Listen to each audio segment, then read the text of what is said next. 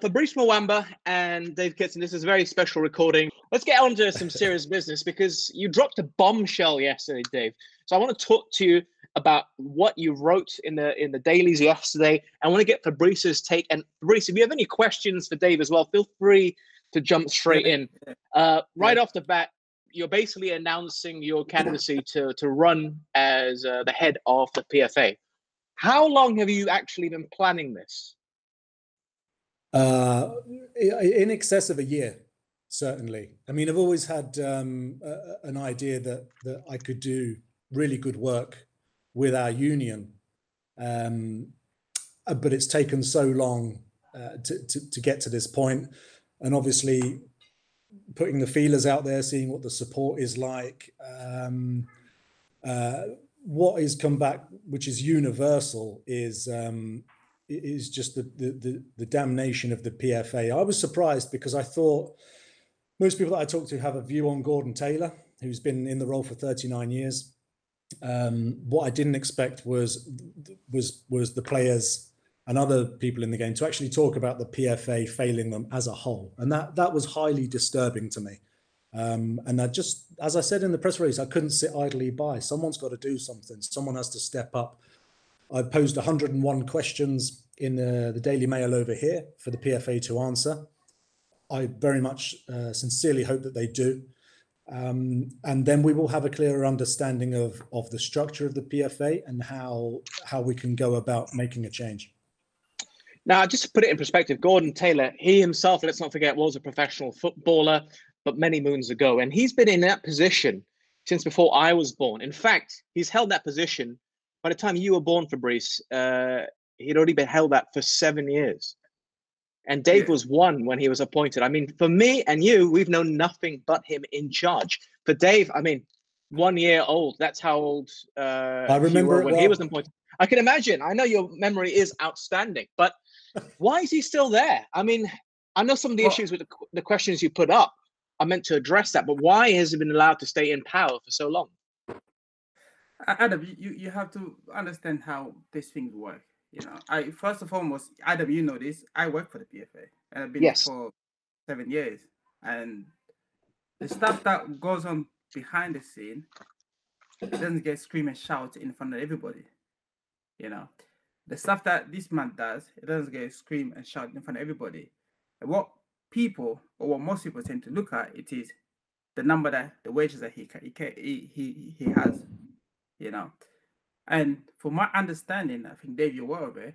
There is a review going on right now, but the review can't be carried on because of what we find ourselves into, right? And if you allow me to say this, Dave, he was it not due to step down by the end of the season? Was not the plan after? That's right. That's the plan. Yeah. So to take it to the way it is right now. That's nothing that you and I can't do because of what the situation is affected. Not just the world football, everybody else. Yeah. All right. Yeah.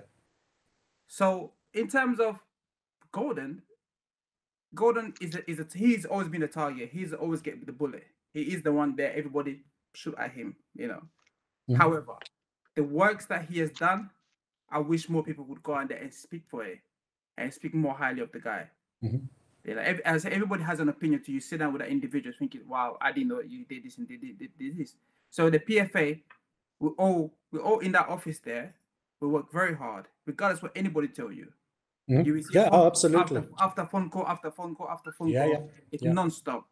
Yeah. However, we all know we got room to improve, like every other company. It's not hidden secret. We're all gone through the review. We're all changing a lot of stuff that's going behind the scene, and I'm hoping when this pandemic is over, you will see the whole review. But it is a work in progress. Yeah, I think there's two reviews going on. One is into the PFA, and one is into the PFA charity. Yeah. Gordon Taylor did say that he and the entire management committee would step down once those reviews are concluded. So you're right, there isn't anything. And I'm not here to say Gordon Taylor is this or Gordon Taylor is that. I don't want to get into a slanging match that doesn't achieve anything. You know, he has enough thrown at him from the media, from journalists, And if they want to do that, that's not my style. I would much rather, we don't know what the process is to elect new candidates. We don't know what it is. We've never known what it is. So the 101 questions that I posed are very fair questions, and they are questions designed to determine whether or not we actually have a vote for the next guy who steps in. Is it a one-member, one vote? Is it an independent body that's going to come in? Is the committee that's already there, the management committee, going to have a say in appointing the next person that comes in? We don't know. Nobody knows. And all my questions are questions to say, we need the answers to these. The members need to know, do we vote the next guy in, or how does it all work? And once we know that, then I will know whether I can actually stand, and other players will know whether they can stand, and other people even outside our game might say, oh, well, I'd like to stand for that. We know he's stepping down, so we know there needs to be a replacement. I'm not trying to oust him right now. I'm trying to find out whether or not I can stand at a time when Gordon Taylor steps down.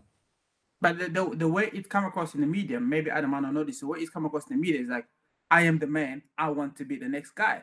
That's the way it come across. When you turn on Sky, oh, Dave Kitson said this, Dave Kitson said that. You're like, whoa. But I do want to be the next man. Oh, listen, don't get Dave. Everybody, listen, it's all level playing field. Yeah. You go in there, you do what you need to do. As you say to me now, like, you want to know what's the next process. The next process can't be known unless this thing is over. Then we start doing the next process.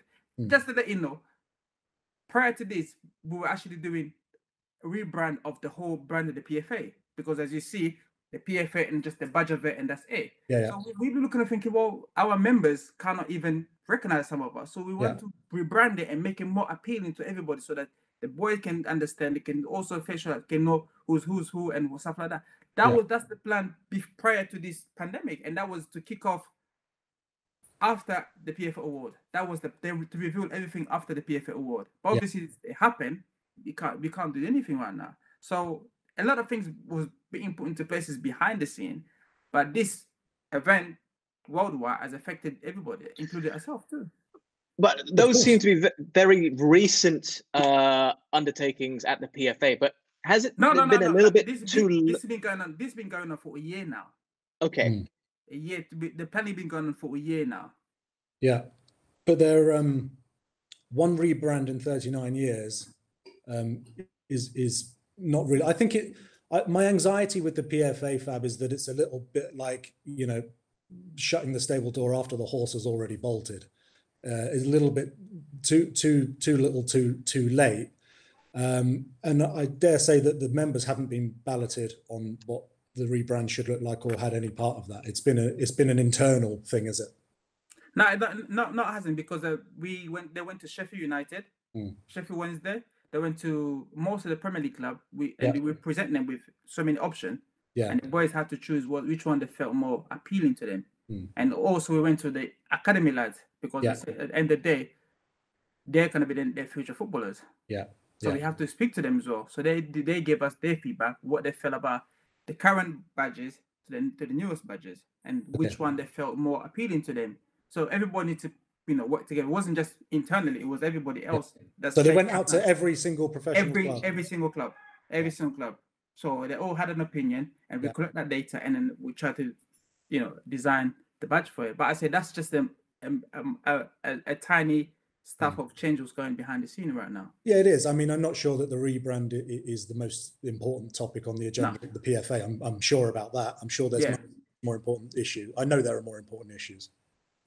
I want to ask, because I've read your article several times over the last 18 hours or so, talking about mental health. This is an issue which you've brought up a lot before, Dave, and I know it's something very close to your heart. Do you think the PFA was there for you in previous years, particularly when you were a player? No. The PFA set up obviously a helpline, which is great, but I want to change that slightly. I mean, we need the helpline obviously because people do ring in, they do use it, but I'm a really I can speak to you from my experience that if you have a mental illness, I had depressed, still suffer from depression. I had it very, very badly as a footballer.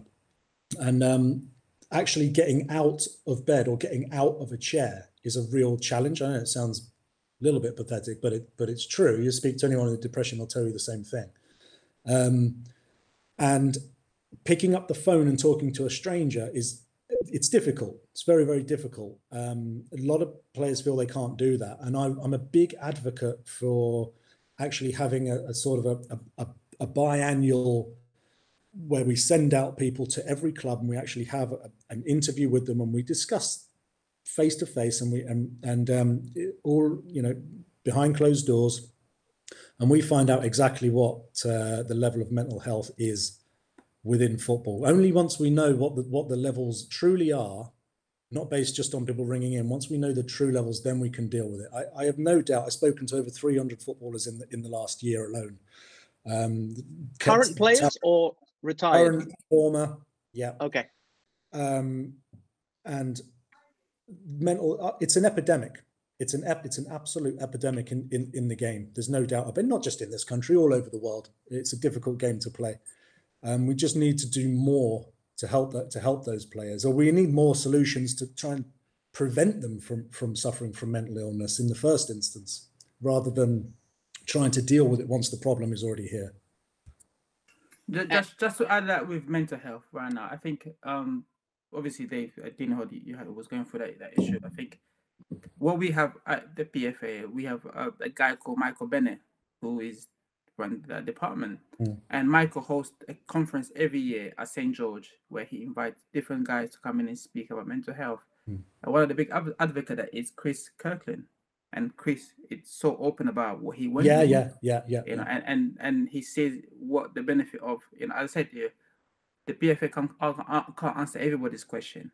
But what we're doing now, we're putting so many counselors into places that if you need somebody, you can just pick up the phone and speak to the individual. I say mental health is completely different from any kind of sickness. I can look okay, but deep down I'm in all kind of stuff. Absolutely. And we all they have put people to places in different parts of England where you can just pick up the phone and can we have that conversation, and that is ongoing every single day. You know, that's very, very difficult for a lot of people to do. I think it is very difficult, especially if you play the game, to pick up the phone to speak to a stranger. I'm like, do I really need to speak to somebody that I don't know? Can I even trust this individual? Exactly. So it's a very great area, but there is a lot of progress that's been made in that area where a lot of people in behind the PFA are working very hard or putting help side there whenever they needed. How much improvement can there be made when there seems to be, from the outside anyway, from someone like me who's never played the game professionally or anything, when there seems to be a disconnect between the players and the PFA? I mean, we're seeing right now that whole hashtag players together, wasn't it? Jordan Henderson, I think, was the one who started it, spoke to Harry Maguire. And it seemed that they had to take their own initiative to try and do something, as opposed to being portrayed as the bad guys. And for me, from the outside, it looks like there's this schism. There's this barren land between the PFA and the players. Can that be resolved? It can be resolved very easily, but there wasn't a barrier in the first place. The barrier was created when the Minister of Finances went on TV asking for footballers to donate money. Because he didn't mention all the billionaire and the millionaire out of England to even donate money. So all of a sudden, the footballer become a scapegoat of everything. But isn't that where the PFA is supposed to come in and do something, to say something, as opposed to insisting that players don't take a pay cut or deferrals, etc., during this pandemic? Dave will back me here. Roy Keane just went on TV and said footballers should never get pay cut. So if my owner is a billionaire, why should I get pay cut? Roy Keane just went on TV and said footballers should never get pay cut. And those are the guys on the top of the tree. I'm not saying the guys at the lower league, but the guys at the top of the tree, they've been told to take a pay cut for whatever reason. But I'm sure the Sheikh Mansour of this world, the Glazer of this world, whatever it is, or Liverpool, whatever, they are very welcome. They're able to sustain the wages. So why do you feel the pressure? Because one man went on national TV, announced that football should take a pay cut. All of a sudden, you have to take a pay cut. You don't hate bankers coming out saying they're taking a pay cut. You don't hate the hedge funds that come out and say, you know what, I'm gonna give away my salary for about 2-3 months and help the NHS. Somehow, the boys managed to put something together and still donate towards the NHS, probably because they were put under pressure from people up at the top. But if a former player who's won the league and did it so well and is telling you I wouldn't do it, then surely. Yeah, but he's only just said that, hasn't he? I mean, this obviously goes back a couple of months now, 3 months. But I totally agree with you, by the way. Matt Hancock coming out and saying what he did was a disgrace, an absolute disgrace. And I think he should apologise. Yeah. He triggered everything. Yeah, he should apologise for what he said, singling out one area of the working class in the country. It was just terrible mistake. Fab, what was the official position at the PFA? What did they think the players should do? The position was we tried to we asked the club to show us the book. Just show us the book so that we can put a deal together with the players. Yeah. And some club are not very dialogue. They don't like the dialogue. They want to keep everything. Oh, I can imagine. Yeah, I can imagine. Some club they want to. They have their own lawyers. They have their own thing where they do behind the scene. Yeah. They only tell you what they want to tell you. I think once Gordon went in with the Football League, had a conversation, then become transferred that, yes, this is what we can do, but the boys also have family. You have to understand, the guys in lower league and League 1, League 2, they don't earn as much. You never know people's financial position. You don't know. So for them to say all this and that, and when they open the book, you think, well, you're asking guys to take this and that, but you also need to manage that they have family and kids and stuff like that. Yeah. Just to give you an example, I was dealing with an issue 2 days ago that a player had a 2-year extension in his contract. It was verbally agreed. Yeah. All right? Verbally agreed.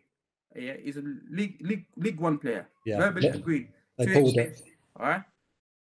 As we speak now, the club withdrew that 2-year contract. Yeah, I can imagine. But at the same time, you still told this kid to take a pay cut at the same time. Yeah. This is the thing. It's very, very difficult. The blanket deferral of 25%, 30%, whatever, that's never going to work. That won't even work in the Premier League because there are guys on hundreds of thousands of pounds a week, but there are also first-year pros on £500-600 a week. Just bought their first house, just leased a car, and this hits them. You can't just come out and say 25-30% as was being mooted in the press. That was never going to work. And there's what I will say as well about football. And Fab will know this, being in changing rooms. There is a lot of goodwill from players in football. Whenever there's a crisis, there is a tremendous amount of goodwill from players to help. I was involved in, I think we did we donated a day's wages to nurses back when I played at Reading. So we've got previous with the NHS, and that wasn't for any particular reason. We just did it, as a good thing to do. The Premier League players were always going to do something, but when you're dealing with clubs, players, agents, and everyone's got a different position on it, it takes time. You can't just say, we need a donation and then tomorrow you get it. It doesn't work. That's not the real world. It doesn't work that way. My issue was it just felt that the players had to take their own initiative because it appeared that the PFA were not stepping in at the right time to defend the players against Matt Hancock and so forth, and the twisting of the media perception on players. Do you get what I mean? I would have liked to comment condemning. I don't know whether there was one. There may well have been one. I would have liked to comment condemning, Matt Hancock, because Matt Hancock has much bigger fish to fry right now, or he did back then, than whether footballers are donating money. People are dying, and he needs to address that. We needed to address that, which thankfully they have. I would have liked a comment coming out and just putting him in his place. And I would have liked a very clear plan. I think at any organization, you don't say, right, what happens if there's a virus? That's not the starting point. You start from the point of what happens if football disappears for a month or 2 months or 3 months? What is the plan? What is the master plan that we can put in place if for any reason we cannot play football during the season for any length of time? And it appeared to me that there wasn't a plan. And not just at the PFA. I don't think there was a plan. I don't think many people had a plan, but it's absolutely fundamental that you have an emergency plan and you expect the worst. And when it comes, you're ready for it. I think one issue I've noticed is FIFA is saying one thing as well. UEFA say something else. and then different countries have been different adversities they faced during this pandemic. Like Malaysia compared to England is in a much better position, much stronger. Adam, as I said, as Dave said, we've never experienced this before. Nobody knows how to deal with this situation. Nobody predicted it will happen. Nobody don't know how to treat it. So we're all in a limbo. As much as FIFA can say one thing, UEFA say one thing. FA's got one thing of their opinion. La Liga say they're gonna start playing football soon. Spain, Italy say this. So how all this is gonna happen? How this is gonna work? I can't. Fab, what do you think? Do you think that the league is going to come back? The Premier League is going to come back? I can't see how they can. There is a huge discussion of making the play behind closed door. However, if you're gonna play behind closed door, the question is: are the player allowed to go back with the family? To say with the same. Yeah, that's why I say I don't think it can work. Conversation, and we've never know, but I've never seen anything like this where the player's gonna go back to the family. So if a player catch it at home, does that mean it's not involved anymore? Yeah. Are they staying in a football club? Are they staying in a special hotel where it's just been secure for the remaining period of the time? So it's a very difficult subject, and there is a possibility out there, but how they go about doing it, because I don't really know. Okay, well, let me ask this: do you think the PFA have addressed the COVID-19 pandemic in the best possible way? Have they done all right in your books? In my book, I think we've done very well. We dealt with so many issues with different clubs, so many issues, especially when it comes to wages. As Mike will tell you, once the government say you can defer somebody from the wages, every football club, even Spurs, went to defer how many staff. So you've got to look at it. This is just more than just football. Once a club know that they don't have to pay your wages, they can pay a little bit of it. They take that option better than they can pay the bigger one. And we stepped in and we tried to negotiate a deal. Different clubs have often played different deals.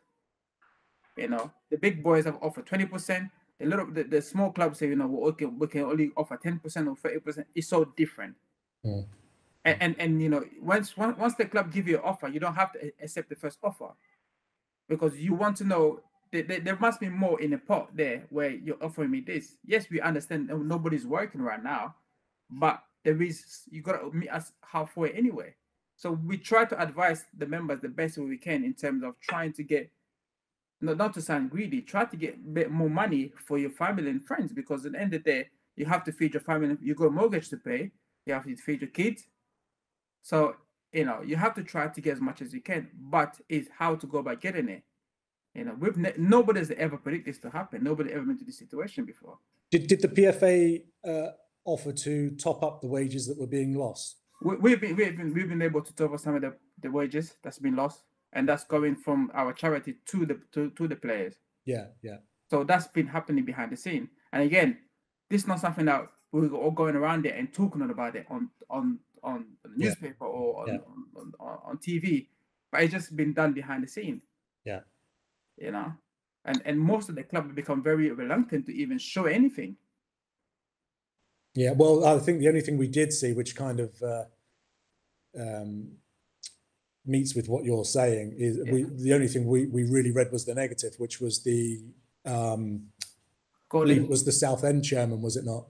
Yeah, who came out and said, listen, if you want to tell me what I should and shouldn't do with my players, don't release a statement, pick up the phone and come and talk to me. But that was the only thing that was reported. I don't doubt for one second that there isn't great work going on at the PFA. I would advise the PFA to get a new PR team and start dealing with the newspapers in a better way to get the good work that they undoubtedly do, because there's some great people there. And get it out there. There are some good people who works very hard. It's just that the work just got unnoticed. The work is not scream and shout on top of the roof like other companies. And as I said to you, we are working behind the scenes. We are working hard. We are trying to improve our image out there. We want to attract more younger players. We want to familiarize with them and get to know them more. And that's the whole point behind the scene. Go on.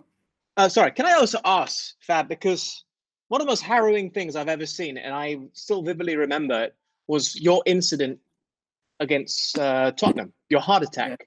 I mean, I still remember watching it on TV. I still remember being absolutely shocked, and I'm not trying to dredge up bad memories for you, but specifically to the PFA, what they do to help you in that time, because your heart attack was seen globally. Adam, let me tell you something, yeah?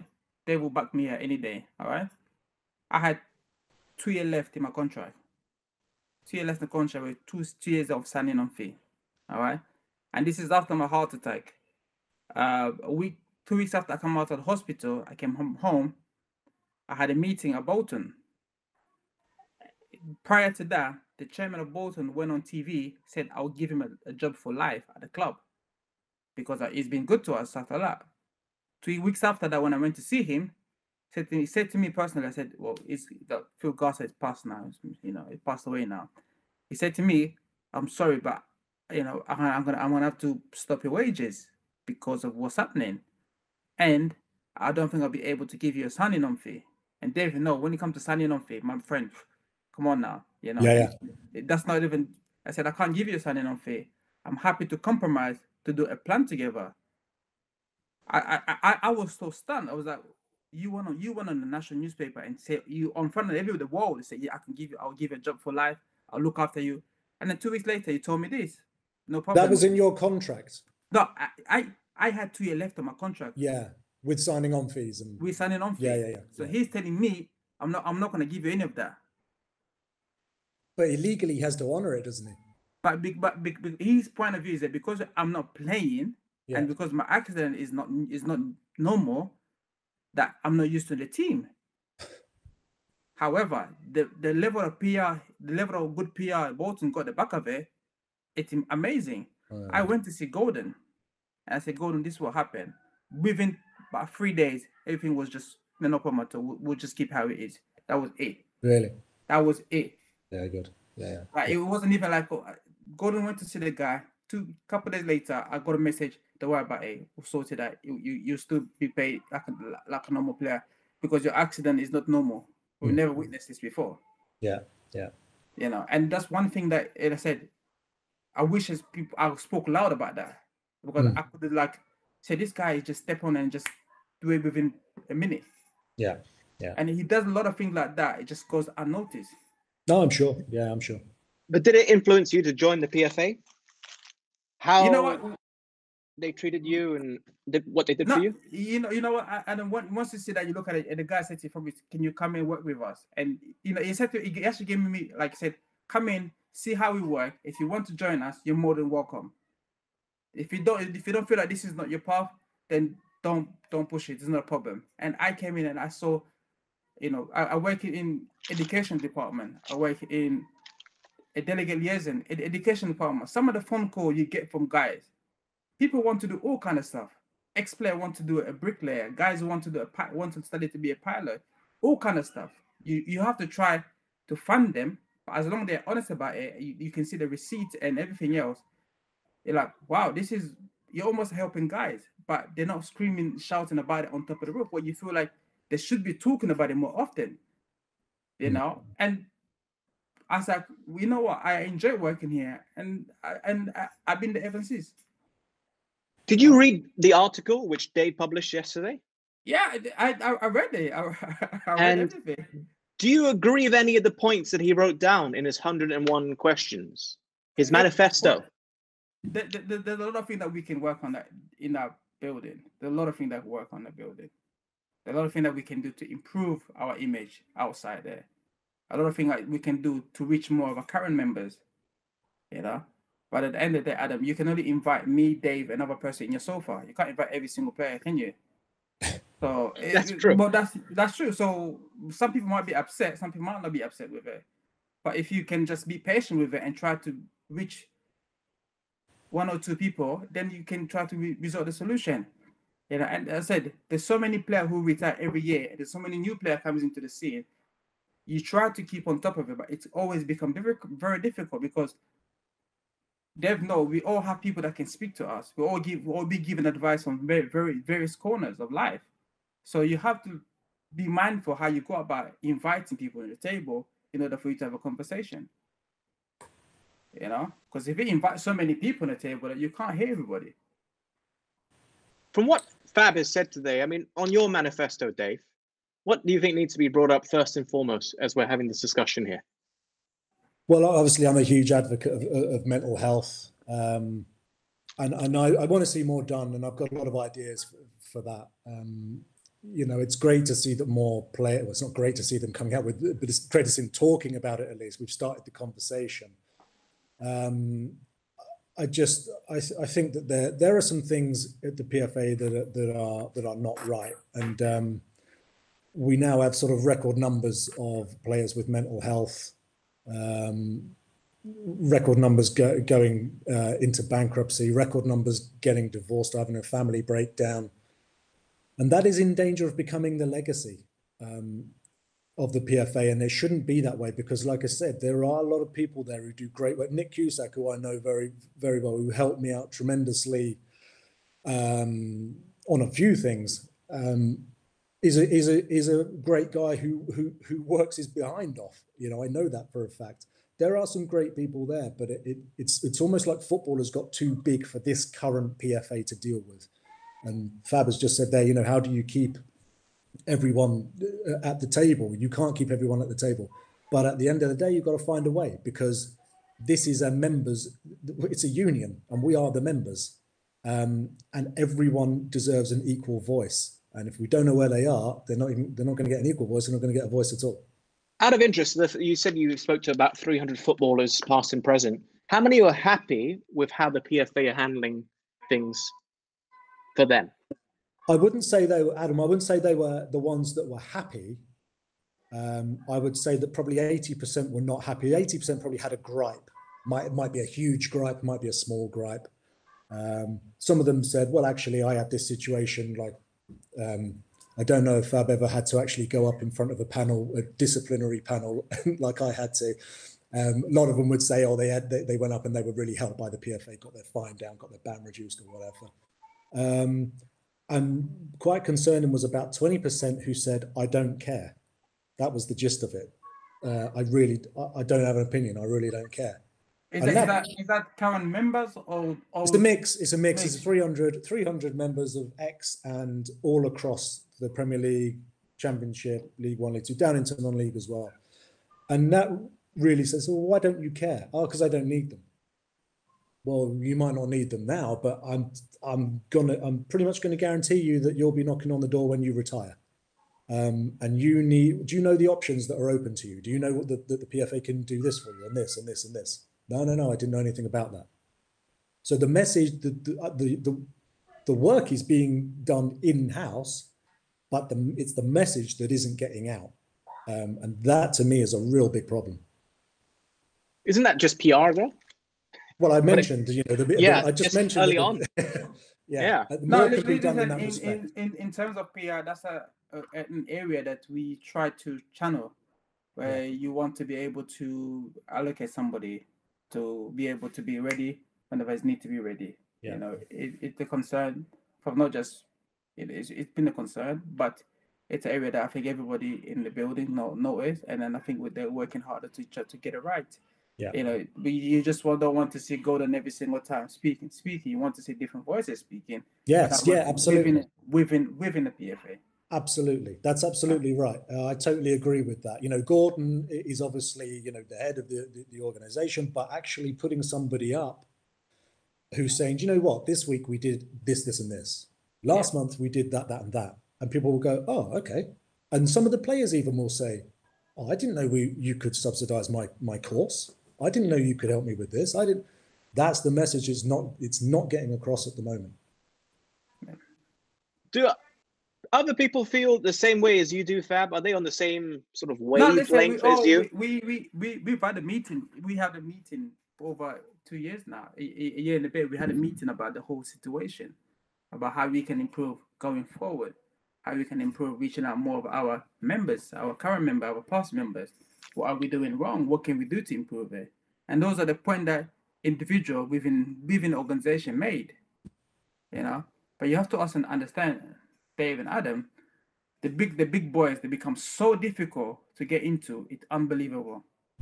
I can imagine. Big boys, they become so difficult to even sit down and have a normal conversation. Yeah, I can imagine. Yeah. To get into Man City, it's almost you go through God knows how many barrier just to get in there to sit down with the players. Everybody has a player liaison. Everybody has something going on. Yeah. But it's become more and more difficult. And you have to try to be patient with it, or you have to try to make everybody understand the bigger issue, you know. And we're all trying to reach them. We're all trying to reach. There's a guy who called Richard Jobson who deals with Man City, and again, he's a former Man City player, but it's still very difficult for him to get into the football club, even though he's played for the football club. So it shows you the level of what we're doing. It's not easy, you know. But we are trying our best to get out there more and to speak more about our members, past or present. Yeah. Obviously, right now everyone has to work from home, but has the PFA, has there been any discussions on Dave's article and the points in there? Because above everything else, I think I can safely say Dave isn't looking to just have that position. He wants a change to be made on the benefit of the players, even if he never gets to be chairman of the PFA. As long as the changes or the questions which he asked in the article or manifesto, 101 questions, whatever you want to call it, are actually addressed. That's the key point here. Will it be addressed? We have a meeting every Monday. This type of meeting on a phone call where we discuss a lot of various issues, not just Dave, but we discuss players' new contract, because obviously the season is going to be finished and club are looking to either the other issue that we have right now, if the season going back and playing, and because most of the contract is ended the 30th of June, so most of the season might run to the 30th of June. So as the club can extend the player's contract at that level, and they can give them a new contract. So those are the issues that we discuss on our meeting. And I'm sure when we meet up on next week Monday, we'll have a discussion on various issues. And I'm sure his name will come out. And I'll just say I spoke to Dave and I see where he come from. And everybody has an opinion, so you can't disregard what he said. He has a point that he made. We have to take on board. We have to be open for criticism. Yeah, would you be happy with that, Dave? I think that's all. That's what we want. We know Gordon is going to step down. We know there will be a replacement in time. Now, whether that's me, I would like to do it. I would. I think I can offer a huge amount to the PFA. But whether it's somebody else that comes in, there is some information that's missing. There's some information that we don't know the answers to. Those questions are not, oh, you're this, you're that. And this is not mudslinging. This is just, can you tell us how the election process works? Can you tell us this? Because then I can start to form the basis of the ideas that I want to develop and that I can work on. And then other people might too, there might be some other players that come out the woodwork and say, well, I think I can help there as well. But very difficult to help if we don't have all of the information at our fingertips. I don't like the idea of having these huge confrontations. It just wastes everybody's time and we don't get anywhere. Nothing is resolved. I like the idea of all of us knocking our heads together, and whoever has the best idea, that is the one we go with, because it's the one that's going to benefit the members the most. Dave, I'm sure you've seen some of the posts that come through hunting you now, have you? Sorry, buddy? Have you seen any of your old posts? Oh, the posts like Instagram and Twitter. Social media posts is what Pap said. Social media posted. Coming back. Have you seen it? No. Have you seen any of them?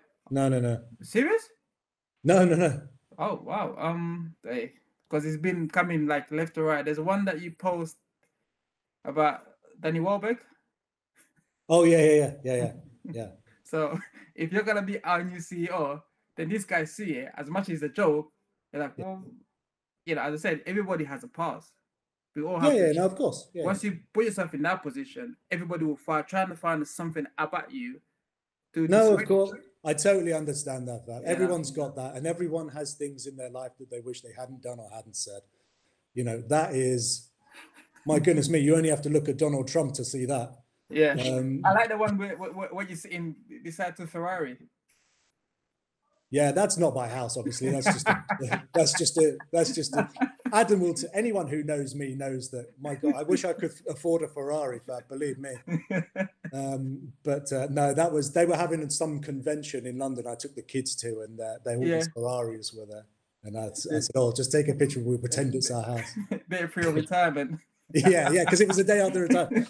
That's what made it funny. And there is some stuff where when it's like anyone, I guess, when you know someone, you know them, and then it's very difficult to context social media posts and stuff. And it's when you know someone, you know that how they are and you laugh at it. When you don't know them, you immediately form an opinion, and especially as footballers, maybe you have an opinion formed of you more quickly than anyone else. Yeah. Interesting. Obviously, Gordon Taylor will step down. He's announced it. He's 75 years old, off the top of my head. Who else has actually spoken up about wanting the role apart from Dave Kitson? I've not heard anybody. And is it Ben Perkins? But Ben wanted to be Ben Perkinson. He wanted to give it a shot. Everybody come with it. I'm sure Dave will notice that by the time goes on, we have a lot of candidates coming forward. I'm sure there'll be loads of people. There'll be a lot of guys who they have ideas, what they feel like the PFA can do going forward. And me as an employee of the company, I can just watch and see who can bring in the best for the club, for the union going forward. Would you prefer someone who's already in the PFA because he knows or she knows that the troubles that you face on a daily basis, the troubles you face from clubs outside, you know exactly who to deal with? Or would you prefer someone like Dave Kitson, who's played in every single division, I should add as well, throughout the years, to come from the outside? If you're going to make change, you've got to make change, but underneath, you've got to make sure you have people that advise you that have been there for a long time, so they can guide you when it comes to certain situation. You don't have to agree with what they say to you, but as long as you use them as a sounding board to say, okay, this is what it's like. I face this. I need to know how to guide myself to the situation. So it depends, Adam. Seriously, I'm open-minded to anybody who's come in who feel like they can bring something different to the table, but you also have to listen to the people that have been there for a long time, because it always changing every single time. There's always something new come out. There's always some new ideas how you can improve the situation. So I'm open to whoever good enough and qualified to be able to do the job. Yeah, football's moving so fast. That's the big issue. It's moving quicker than probably anyone else ever thought, and I think there'll be a huge sea change as well in the future. Now, because of this might even hasten it with the way that we consume football. May very well go online, may very well come from Facebook and Amazon in the future. There'll be a huge sea change in football in that respect, and people are going to have to be ready for it. People that run the unions, that run the FA, the Premier League. I agree with Fab. It's not going to get quieter. It's going to get busier and busier. Yeah. Well, what makes you feel that you are truly the man to take on the role when Gordon Taylor does step down? Apart from the fact that you have the questions, I'm sure every player or every former player out there also has questions about the PFA which they want answered. And there's hundreds, thousands of people who have played professional football who could also equally come into the job. Yeah. But what makes you special enough that you think you can offer something different? Well, I don't proclaim to be special. I'm not Jose Mourinho, I'm not. Not in that sense. Why do you back yourself? What do you back most about yourself, I guess I should be saying? Well, I'm very confident. I'm very confident. I'm very open. I like the democratic process. I like the idea of bringing in members and giving them a voice and going into the game to get an opinion on how the union should be run at all levels. At all levels, I should add. We represent everybody here, and I'm an ideas man. I always have been. Now, can I sit there and say I've got a business degree from Harvard? No, I can't. I can't say that. But like Fab alludes to, there are people lining up for positions at the PFA who are supremely intelligent, vastly experienced in business and in certain areas of media law, for example. Now, those are the people that you employ to have the expertise around you, but you always have to have someone actually who calls the shot at the end. And I think it's just a question of putting the right people in place and forming a democratic board. Interesting. And also, rereading your article, obviously you gave a lot of questions, 101, you had your manifesto, but you never truly gave your own opinion on certain issues. And I just want to get where your head's at. They gave me 3 pages in the newspaper. I think that's a lot. I don't think they were ever going to give me any more. So I'm sure that will come out as they need more content. I can imagine, but I just want to know, like, you're talking about racism in the game. Is enough being done? Like, what's your take on things like that? Well, I don't. To be honest, I don't know. What we do know is that this year has been particularly bad. We've had some very high-profile cases, but it's not just happening in the Premier League; it's happening everywhere, and people seem to be in the stadiums more brazen about it than ever. Now, I do think this is a society thing. I think it's all intrinsically linked with Brexit and how that went, and people, the idiots turning up and feeling that they can now say whatever they want, that they've been given a platform by far-right organisations. The rise of populism. If you like, and it's disgusting, and we have rooted it out, and we have been, when we can find it, rooting it out and giving lifetime bans and educating people.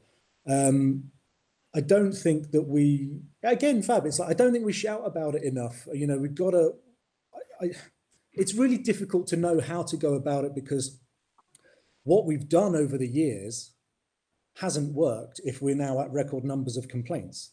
Yeah. So now we've got to go back and say, right, okay, what did we learn? What can we take that was good? What can we get rid of that didn't work? But how can we do it? Adam, it's a really, really difficult situation. How do you educate someone where it's been inbuilt in them since they were a kid, perhaps? Like intrinsically part of their... It's really difficult. It's really, really difficult. I keep hearing this word, we've got to educate, but no one seems to know what that education is. Yeah. So we just got to knock our heads together and really I think we're always going to have it. There's always going to be one idiot who shouts something out, or, goodness me, even Tottenham Arsenal, someone threw a banana skin at Birmingham, I think it was. It's just disgusting that it can happen in this day and age. I don't know how we're going to stop that one idiot from getting in and throwing a banana skin, but we just got to shout from the rooftops more and more. And I think actually that the punishment needs to be harsher. Yeah, I agree. I think, listen, you're banned from the stadium for 2 or for life or whatever, that you get you know what? You're going to go and do 3 months for this. And you are going to learn how serious this is. And then that acts as a deterrent to anybody else who wants to do it. You're looking for accountability as well. And I guess that this is a slightly odd segue, but also accountability within the PFA. Because one of the key... Well, I think there is. Not on the question of racism, but accountability in terms of Gordon Taylor. Because one of the things you brought up was the fact that he has been there for very long, and he can go about unchallenged effectively for so long. Yeah, well, there's undoubtedly been good work in there, which is probably why he's been in the position. I come back to it again. I don't know what the process is after Gordon leaves to become elected. And that's what I'm trying to get to the bottom of. Is it an independent panel? Is it a 1 member, 1 vote? I don't know. So those questions, as I say, they are not about Gordon Taylor, you're this, you're that. The PFA they're not about that. They are designed to solicit answers so that I can say, right, okay, well, I can't stand because it's not going to be done that way on a 1 member, 1 vote. Or, it is going to be done on a 1 member, 1 vote. I can stand. Now I can start to build a campaign. Until I've got the answers to the questions, I'm not interested in getting into a bum fight with the PFA. Mm-hmm. There's too many good people working there. I just want to know whether I'm allowed to stand. And I put out my ideas in case I am allowed to stand. It's as simple as that. Fab, do you know the process out of interest? I wish I knew. Those are the people upset that deal with those kind of the procedure of what's next coming forward, how to go by getting it done. So I don't know that area really well, Adam. I'm sure you've done a lot of research, but in other unions, is it similar? Is it so complex? Is it so secretive how union representatives, union leaders are elected, or is it just exclusive to football, it seems? But then if you start inviting everybody from different parts of the world to come in and get involved, then that might be complicated, because that's in that individual man or not the background of football that well. Yeah. I would have preferred to be somebody within the football world. Yeah. To in that position, What I mean is, why is it so secretive in the first place that you don't even know yourself and you work there? No, but because we're going through this procedure, where we're getting before investigation, getting through this, this compromise or whatever it is that we're going through now. And once that's over, then we'll be able to know what's the procedure of who is nominated, who's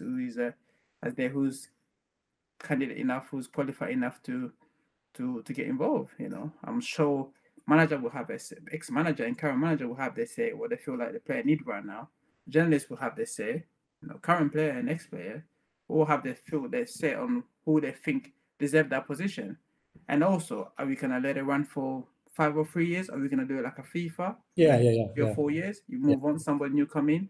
So there's so many gray area where you feel like, well, we just have to wait and see.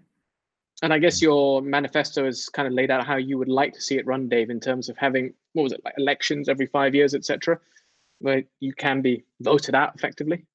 Yeah, I want to run it as a democracy. I don't think members should be allowed to stand there for longer than 2 consecutive terms of 5 years.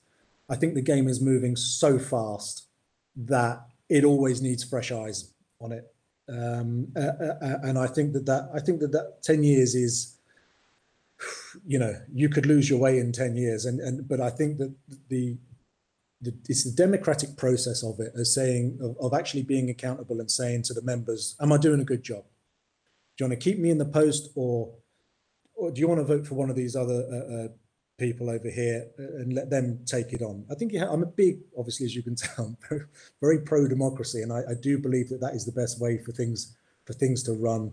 People that come in, you can say to the members, look, do you think I'm doing a good job? Or feel free, you can vote for one of these other people over here to come in and carry on the good work.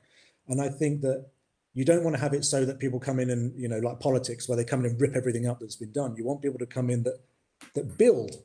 They build on the last person and the person before that and the person before that. You maintain something really great all the time. In a very American presidential system of democracy, where you can only serve 2 terms, as opposed to the Prime Minister of England, where you can keep going and going and going. I do favour that. I think that you're always going to have somebody the next, by the very nature of humans, you're always going to have a smarter generation than the last. That's the hope anyway. And you need fresh eyes on it all the time, coming in, and new ideas that you haven't perhaps thought of. We've had to, Fab will know, at the PFA, they've had to get their heads around social media during Gordon's time, and all the problems that have come from that, and players tripping themselves. We've got gambling now. We've got all of these new things that come in, and I dare say in 5 years' time and 10 years' time, there'll be new things we haven't even thought of yet that someone will come in and just be an expert on that perhaps I'm not, and it will need to change. I've really enjoyed this conversation because I think you've really cleared up a few things for me. That A, this is not an attack on Gordon Taylor. B, this is not an attack on the PFA. It's you just laying out your manifesto of how you would run things if you were in the position of Gordon Taylor right now, the questions that you want answered. And it's not an attack, even though there's a lot of questions. It's just you want some transparency. And you've also shown us exactly how you would run things if you were in that position in terms of democracy and all of that, which I think it's cleared things up. I'm not sure about you, Fab. Do you feel the same way as me? I think there's a clarity there from what I've discovered, and obviously when you read an article, you have a different perception of an individual. So when you actually get to sit down and have a conversation, there's the clarity there, and obviously Dave's got a plan in place and ideas and what you feel like he can bring into the conversation to the table. And hopefully, we'll have to wait and see, what's come out in the next couple of weeks now going forward. Yeah, I don't wish any ill will on anyone or any organisation. I just want to do good for football. That's all it is. And the players. Because I think the headline was very misleading because it threw in Gordon Taylor's name now. I'm going to read it right now. Dave Kitson launches plan to oust Gordon Taylor, SPFA chief executive. That's the British newspapers for you. I'm not in charge of the headline. What I can control is the content, but I can't control the headlines. Okay, I feel this has really helped me a lot. But one more little issue I have to bring up would be the wages of Gordon Taylor, which has been publicized quite heavily. There was a tweet from you a few years ago where Gordon Taylor or the PFA announced they were doing something for charity, and then I think you tweeted back, this is still less I think it was less than what Gordon Taylor. No, I think it was an Instagram. Oh, Instagram. PFA said that they'd spent £2 million on mental health. I think it was. I can't quite recall. I think it was mental health, and I said, well, that's about £300,000 less than Gordon's wage a year. Now, I think that the wage is excessive. I do think that. And in my manifesto, I've said that there would be, I would take a multi-million-pound reduction in that fee, in that salary rather, in line with the industry average and linked to the turnover never to exceed about 2%. Currently it's 8%. And I'm sure there will be people out there looking at Gordon's job thinking, I'd love that wage. I don't think that I would be comfortable taking that wage from day one. I think I've done it the right way to say, listen, I'd rather take that £2 million and put it into mental health and make it £4 million. But everyone will have their own, everyone who wants that position will have their own ideas. Yeah, I agree. Do you agree with that, Fab? Everybody's wage is different. You know, you cannot. When they gave him that wages, I wasn't involved, or I wasn't in the main committee who decided what type of wages the individual gets. So, in terms of what they're planning on putting forward, you have to look at it. You have to see if it fits in with everything else, and just have to run with it. There's not a yes or no answer right now, but it's just it's an idea there. Be uncomfortable questions to bring up though in your meeting next Monday. Your big boss's pay. Listen, when we have a meeting, we talk about so many things, and I'm sure when we mentioned Dave in the conversation, I just said I had a conversation with Dave, and I think an article has been misquoted in many ways. The headline alone is misquoted. It's just that they want to know what's the plan going forward, and I want to ask questions. That's what the article should have really said. They said, what is the plan going forward? Must Gordon leave? Yeah. What's the strategy is of getting the next CEO of the PFA, and how long that individual want to be in there for? So it's as I said, it's been misquoted. Now that he's spoke to me, he's clarified. So to me, I'm okay with it. So no problem to me. Yeah. I told you what I've learned from day to day from you. I've learned that there is a lot more going on behind the scenes from the PFA. You desperately need a new PR company. I'm more than happy to set one up and try to consult all the way from Malaysia if the option ever arises. But sometimes simple PR is what's needed. It really is. And I just want to ask, do you personally feel there's enough transparency within the PFA itself on top of all the good work, etc. you're doing? Do you feel there's enough transparency? Because that's just one thing from an outside I feel that it's lacking. Yeah, there is a clear transparency of what's been doing, but I said to you that before, I wish we were screaming more of it at the top than anything else, because when we do something, we don't scream loud enough of it. But when the Premier League or the FA do something, it's plastered everywhere. When we help a coach to do his pro license, which costs £11,000, we don't go on and tweet about it. Yeah. But once you win, that coach got on to win the trophy and stuff like that, I would wish in return that coach would say, you know what, thanks to the PFA, they pay for my pro license. That's a great point. Yeah. It cost me £11,000. They paid for it. This and that. You would just wish that a lot of guys who we helped in the past can also come out and say the good thing what the PFA have done to them. Yeah. That's my wish. Is come out and say more stuff. I hope you're telling all your colleagues this within your staff meetings every week, that more should be said, more noise should be made by the PFA themselves. Adam, we have this conversation, we have this conversation. You ask an individual to say something, but they'll never say it. For whatever reason, you'll never say it. I'm sure when Dave find himself in this environment, you realize, as a player, they say one thing and they do completely different things. Yeah, I can imagine, yeah. Well, I've taken up like a good hour of your time, gents. So just one final thing. Do you have any questions for each other? I mean, obviously, Dave, you're all over the press right now, and you have someone from the PFA in this call. And Fab, is any other lingering questions? I think Dave has made his point clear. He has a plan and strategy, what he wants to do going forward in terms of what he thinks he can bring to the table in the organization. and I wish him nothing but best of luck. And if that be him being the main man, then why not? Everybody has a chance. As I said, it has to be a level playing field. Has to be a level playing field for everybody. Based on his questions and manifesto, do you think it could actually make the PFA better? Well, there is a lot of things that he can do, and his question is valid. You can't deny. There's a legitimacy there to his questions. Then no, you can't deny that. It's there. He made a statement loud and clear. He made a statement that powerful that everybody now is talking about it.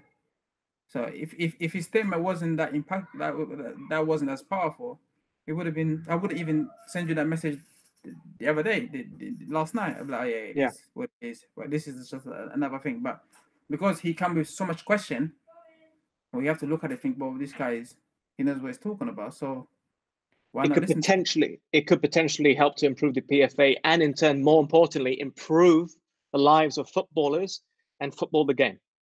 I say we all have an area that we can work on. We all have an area that we're not best at, and I think if you can add something to it, you have to listen to it. As simple as that. I said if he's gonna give it a go, it has to be a level playing field for everybody. Correct. And it lends credence to Dave and his feelings and thoughts about democracy, and how there's always someone in the next generation who can offer new ideas and new impetus and a new sort of drive, which it could very well be you, Dave. But any questions for Fab? It's really good to talk to you, Fab, actually, and I just want to thank you for your time. And also letting people know the good work that is going on at the PFA. I do wish that they would shout about it louder, and I think there's some things that we can do to help that. But I just want to reiterate before I sign off, this is not. I'm not a stone thrower. I'm not. I just want to give back the knowledge that I've built up back to the game, and to help the players and to help football as a whole, and that's it. And you're just effectively launching your campaign. That's what it is. Yeah. And once I have the answers to the questions, if they are forthcoming, I'll have a clearer understanding of whether I can or whether I can't run. And once I know that, then I'll be in a much clearer place. All right, gentlemen, thank you so much for taking the time to chat with me. It's been very enlightening. Again, I'm going to stress that I've learned a lot in this conversation. Any message for the Malaysians out there? Obviously, you've both been here before. You both know what a beautiful country it is. I hope you guys are safe. I hope you guys are safe. So, and then everybody's looked up for the family and friends, and then there hasn't been no casualty on my side. I hope there's not been casualty on your side as well. No, it's that's the message. Stay safe, protect everybody around you, and love one another. Better days are coming. Yeah, and the two of you don't drive your families crazy by being home all the time, because my wife, I think, is going a bit mental because of me. You're in the shed. I'm not surprised. Not surprised. All right, gents. Thank you so much for everything, and I'll chat to you soon. Thank you. All the best. Bye. Yeah. Bye.